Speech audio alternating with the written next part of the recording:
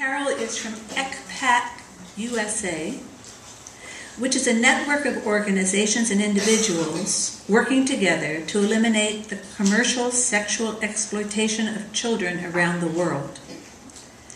It seeks to encourage the world community to ensure that children everywhere enjoy their fundamental rights, free from all forms of commercial sexual exploitation.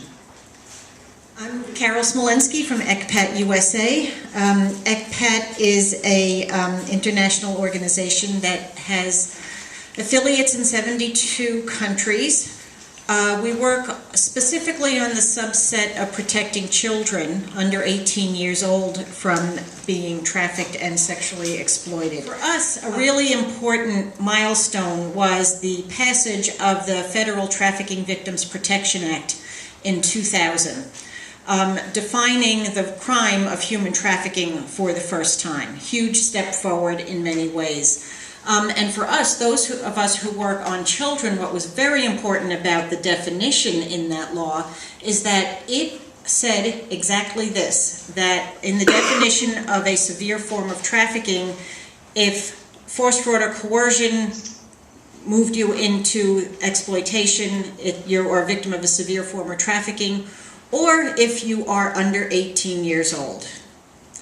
If you're under 18 years old and you are induced to perform a commercial sex act, you are a victim of human trafficking by federal law in the United States. Mind-boggling for us because most kids who are sexually exploited in the United States have been and continue to be treated as criminals who've broken the laws against prostitution.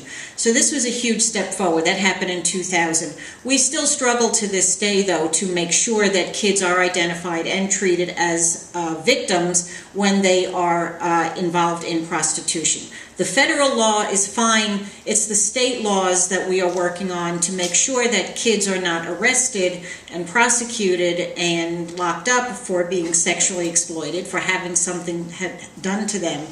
But rather we're working to change the laws so that kids are offered protection and assistance, not a jail cell. Kids trafficked into the United States are estimated to be thousands of kids each year. It's true we don't have great statistics on this. We don't have great numbers for policy purposes, but at minimum thousands of kids trafficked each year into the United States. Since the trafficking law was passed in the year 2000, only about 200 kids have been identified and offered assistance. Again, we have a long way to go. Only 200 kids under the Trafficking Victim Protection Act have been offered the assistance that the law put into place theoretically. ECPAT internationally has developed a code for the travel industry to ensure that the industry is not facilitating the prostitution of children, not allowing it to happen on their premises, facilitating in their airline on their tour. This code of conduct has been signed by close to 1,000 companies around the world. Tremendous pushback from the industry in the United States. So we had one company sign the code back in 2004, the company that owns Radisson, and nothing until this year when finally Delta Airlines signed it and Hilton Hotels signed it, but only for 2 properties in the United States. It's really important.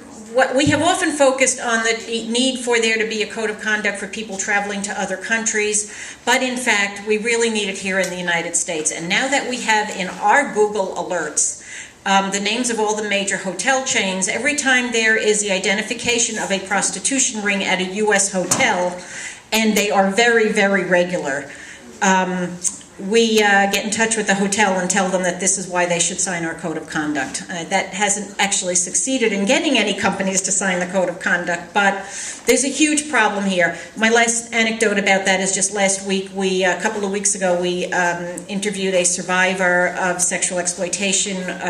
She was a teenager at the time. She's an adult now, in Atlanta, and we did a little drive around Atlanta with her, and she pointed to all of the very high-level hotels that she had been brought into when she was a teen in sexual exploitation, when she was a young girl. And she described this very moving scene of often being led into this hotel by a man and the employees seeing her.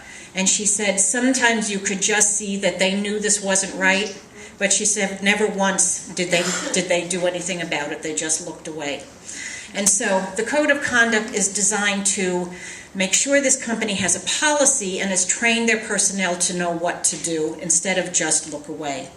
And many other things which I don't have time to tell you about.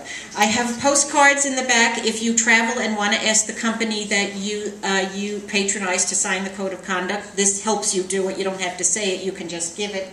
And finally, some of you probably know the luggage tags that are made at the Regina Center in Thailand by the Good Shepherd Sisters Fair Trade certified facility there.